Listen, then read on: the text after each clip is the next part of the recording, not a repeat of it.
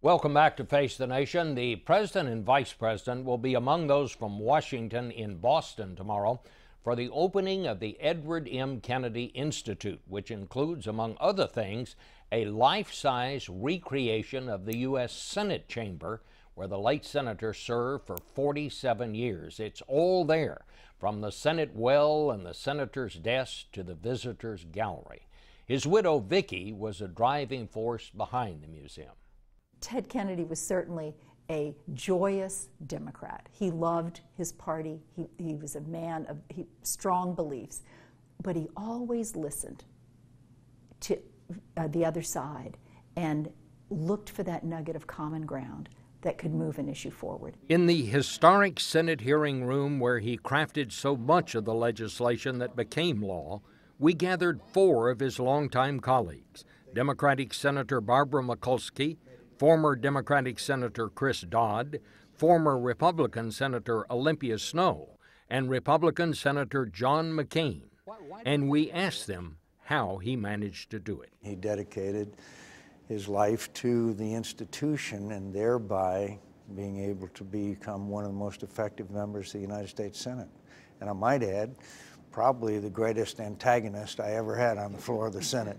And yet you were friends. Oh, we had some of the great bouts, and yet I remember one time we had a huge fight that 2 freshmen had begun, and we drove them from the floor, and afterwards we were walking off the floor and he put his arm around me and he said, "We really did a good one that time, didn't we, John?" You know, I mean, he enjoyed the combat, but he didn't personalize the combat, and that is really one of the reasons why I think so many on both sides of the aisle had not just respect, but after a while, affection. He was a legislator's legislator.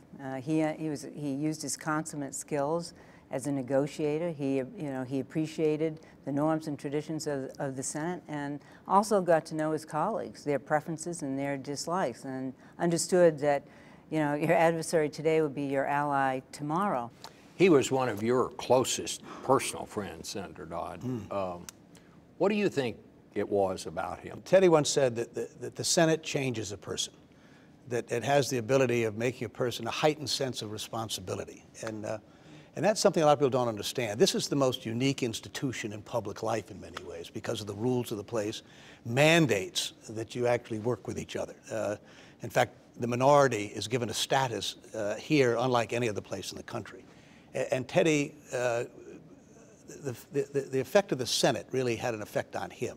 And in this very room where we're gathered here today, I watched him day in and day out make it possible for people he disagreed with to have victories. I think the boundless energy, the fact that he was more than willing to let other people take the credit, even though he was the big guy in the room, a very savvy and strategic legislator, and he also made things fun.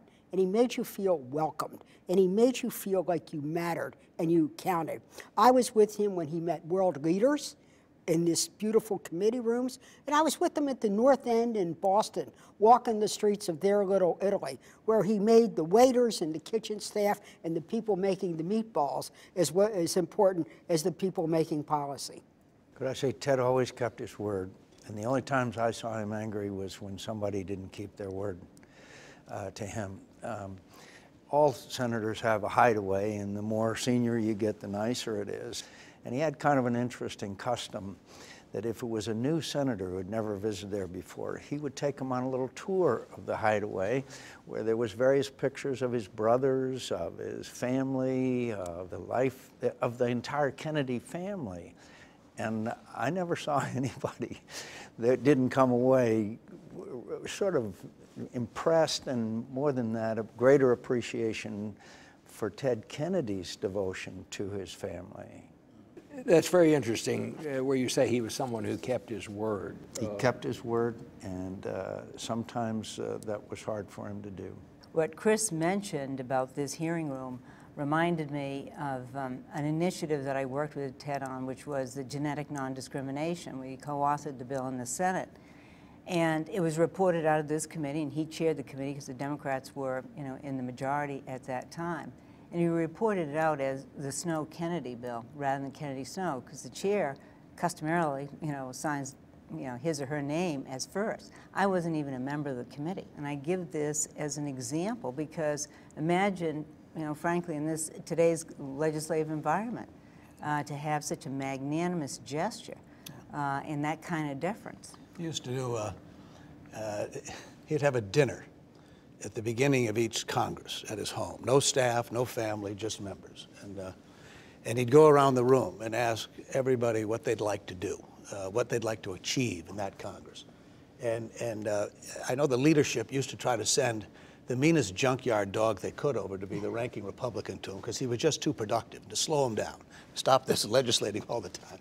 It's awfully difficult to say no to a guy who turns to you and says, tell me what you'd like to do and let me help you do it.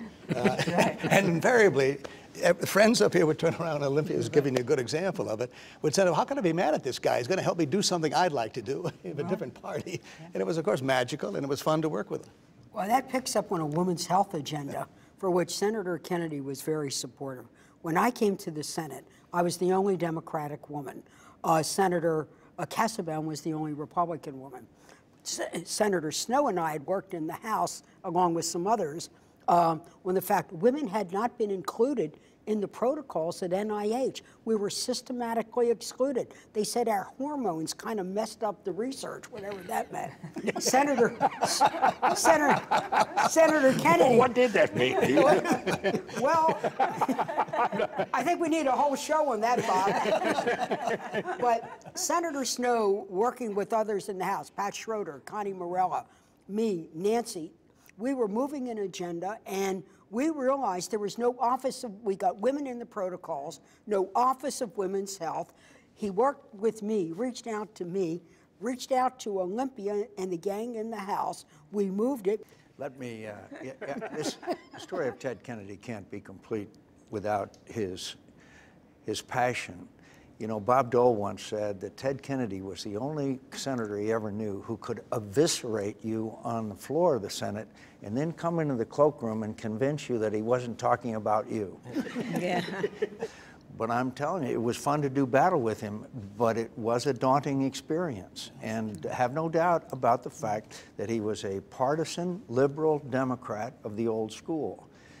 But at the same time, as we've described, he was willing to work with the other side and come to agreements. But some of the most ferocious debates I've ever had and will ever have were with Ted Kennedy. Well, did you ever get mad at him out there on the floor? We got mad at each other, yeah. But then when you walk off the floor, then all that goes away because they were legitimate beliefs that each of us had. And the passion, I think, is not only appropriate, but admirable. But it's not that way anymore. Well, no, it is. But you know, John says something important, but to take it a step further, having spent a lot of time with Teddy on a personal level, I could be in the middle of the ocean sailing with him, not another human being within miles. And you would think he was on the floor of the Senate. He would get as wound up about a subject matter. And I'd say, calm down, it's just the two of us here. Unless you're talking to the fish here. But he'd be banging his fist on something, talking about health care or women's health or whatever else it was. And he just felt passionately about it. I mean, it was real. This wasn't just a staged event for the floor of the Senate. It was passionate, but it was not mean. No, Well, Right. And that's what I think the difference is today. I think there's a lot of meanness He could in be Washington. insulting, but not mean. Right. Yeah. Insulting, but not mean. And I think it goes to, I mean, all of us here are pretty vocal and outspoken and can hit high decibel levels. But it was situational. It was in the passion of the moment, arguing, the clash of debate, of ideas. You know, I feel that one of the ways, and Kennedy organized the way he did with the dinners and the meetings and drinks, was more friendship led to less partisanship because you knew each other. Always trying to find where can we be friends? Sure, we're going to fight, we're going to differ, but when the day is over, the day's got to be over and begin a new day and maybe find a new way. Will we ever see his like again? Yes. You think? Yeah, you know, if Teddy were here today, he'd make this work. I mean, I have great confidence in the place and the institution. It goes through ups and downs. It's never perfect in this sense. And it takes, somebody said earlier, the Senate changes people. And if you're here for a while and you understand it's different, and it requires exactly what Olympia said, compromise and collaboration, it'll work again. And so I think he would be optimistic. He'd be troubled by the differences right now. What do you They'd think, make it Senator? work. I think you may see his like again, and I'm seeing them with some of the newer and younger members of the Senate. But I don't think you'll see the kind of credentials and background and experience and family. You know, let's face it, the Kennedy family is probably as close to royalty as this nation has ever had. Whether that's good or bad, I'm not prepared to say. But I think he brought some unique background and history that probably we may never see again. He was peerless in getting things done, and almost a half a century of his remarkable public service. And I think the Institute is designed to inspire the next generation of leadership to have hands-on feeling and understanding and appreciation of the potential and the power to do good through public service and by virtue of serving in the United States Senate. Yeah. You miss him? One of his, I miss the back and forth. I keep hearing John. They call me John. That accent. And I certainly do miss him. I miss the combat. I miss the integrity, and I miss the desire to get things done for the people of this country. And I do agree that there will be others that are equally, as far as service is concerned. But frankly, for those of us who knew him, we may never see his quite like that again. Thank you all very much. Thank you, Bob. When Senator Kennedy died in 2009, I remember writing that as I watched his funeral, I had thought of a book I had just read called The Art of Racing in the Rain, in which the protagonist observes that no race has ever been won on the first turn, but many have ended there. Ted Kennedy crashed and crashed again during the early turns of his life, but somehow he kept on going through the sorrows and tragedies over which he had no control and the self-destructiveness over which he did. And in the final laps, he won. His children loved him, his contemporaries, even those who often opposed him, admired him, and those whose causes he championed, thanked him. To what else can a man aspire? The many laws he authored changed the lives of millions. In many ways, he was the classic American hero, the imperfect man who was sorely tested and yet in that testing found a way to overcome personal flaws and go on to accomplish great things. You didn't have to agree with his politics to appreciate what he achieved. Back in a minute.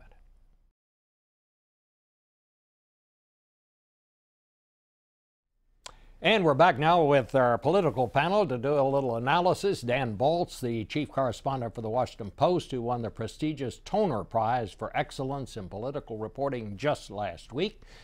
Congratulations to you, Dan. Also with us, Scott Conroy, the senior political reporter for the Huffington Post, and CBS News congressional correspondent Nancy Cordes, along with Politico's senior congressional reporter Manu Rahu.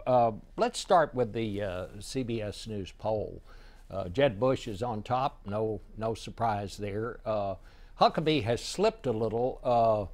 What's interesting about the poll, and it may be simply because it was being conducted while he was announcing he was running for president, Ted Cruz moved up considerably more than any other candidate. Is he going to be a viable candidate, Rahu? I think he will be in Iowa. The Iowa caucuses typically appeal to, of course, social conservatives. And you saw, of course, Huckabee had won that caucus in 2008, and in 2012, Rick Santorum won as well. The question for Ted Cruz is, can he broaden his appeal beyond those religious conservatives? Can he put together a coalition that could win in New Hampshire, make him competitive in South Carolina, and run the table? That is a very, very big challenge for him, and it's hardly clear that he can actually amount to that. Well, do you actually see him as a factor? He will be a factor because he'll essentially pull the field to the right. I mean, he has positioned himself as an unyielding conservative and someone that folks who are trying to vie for that same segment of voters are going to have to pay attention to. When he takes a position, it will be interesting to see how the other candidates adjust to that and whether they move towards him or move a little bit to his left. You agree with the poll, Dan, that it's wide open on the Republicans? Oh, yeah. And, I mean, we're going to see a lot of fluidity in these numbers month to month as some people rise and fall. I mean, Scott Walker had a good month. At one point, Ted Cruz makes an announcement, and this poll shows some movement there. There was some movement for Rand Paul in here. But, you know, the striking thing about a lot of these numbers is how little most Republicans know about a lot of these candidates. And so the question is, as they begin to come into focus, do their numbers rise or do they fall? You know, one of the interesting things, Nancy, is on the Democratic side. I don't think there's any surprise for anyone that Hillary Clinton, it was some 80-something% of Democrats say they could vote for Hillary Clinton. But what I found interesting was that 66% said they'd like to see her have a very competitive primary season. Who would pose the challenge here? Well, the interesting thing is that then when we asked, okay, look at these other candidates, 2/3 of those same people who answered the poll said they don't know enough about, let's say, Martin O'Malley or Bernie Sanders to even form any kind of opinion about them. Bernie Sanders isn't even a Democrat. Exactly. Most people don't know that. And so, you know, yes, there is this hunger for a more active primary, so she's just not coronated, but there's no consensus on who those other opponents should be. Scott, let's talk a little bit about Senator Clinton. We learn now from the chairman of the committee that's investigating Benghazi that, in fact, she has deleted all of the emails that were in her server. Where is all this? Is this going to be a factor?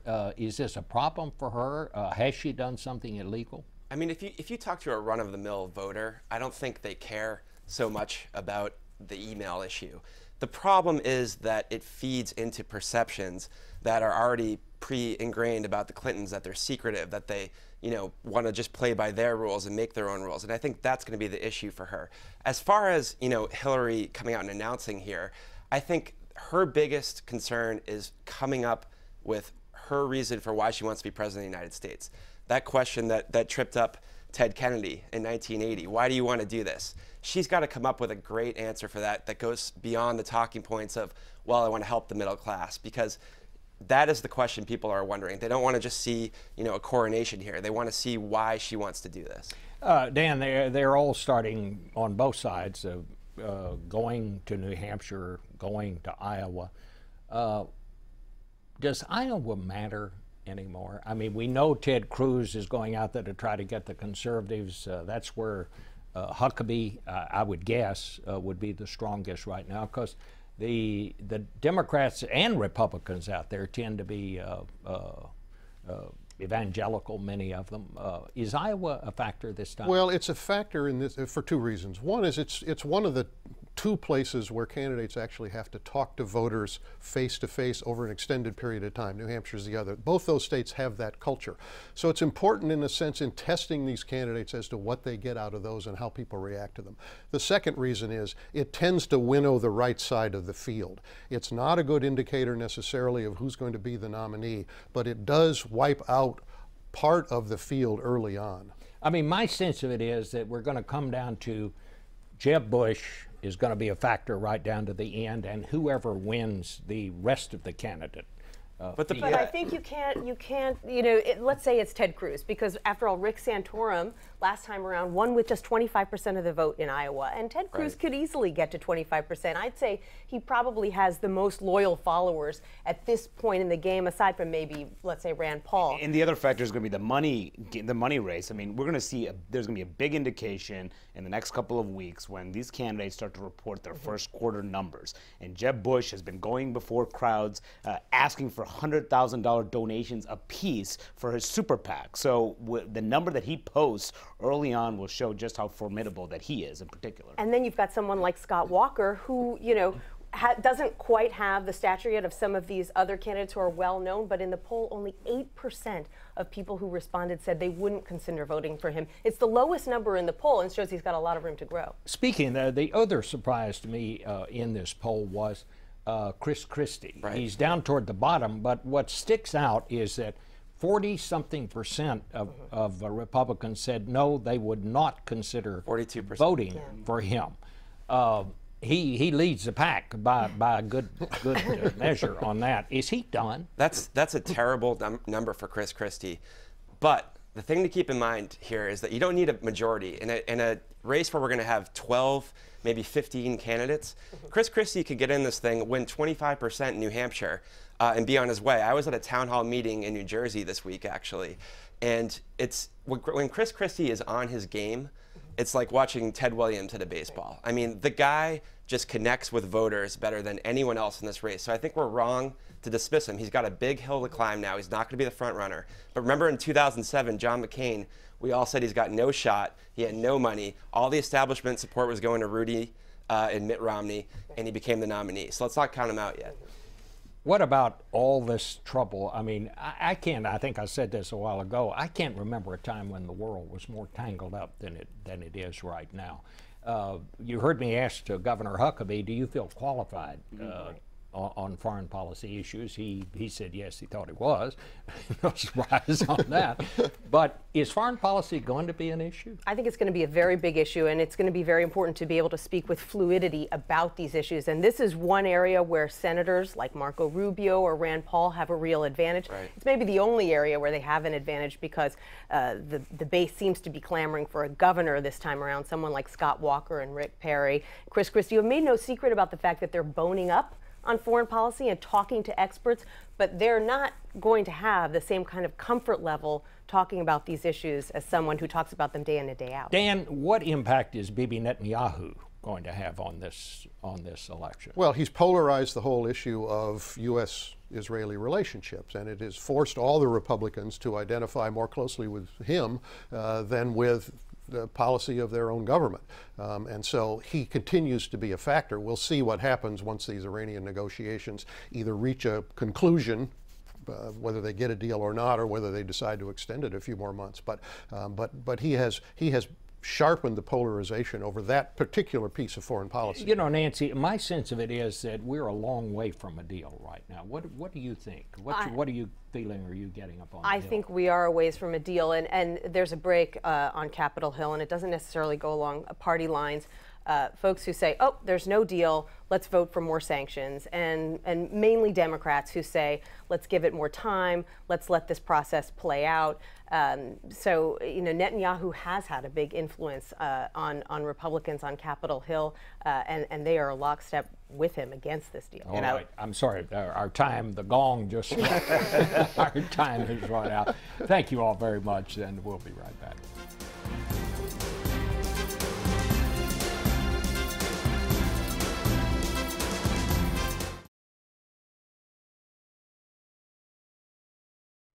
Well, that's all the time we have for this week's Face the Nation, but if you'll tune in to this same place next week, Face the Nation will be right here for you. Thanks.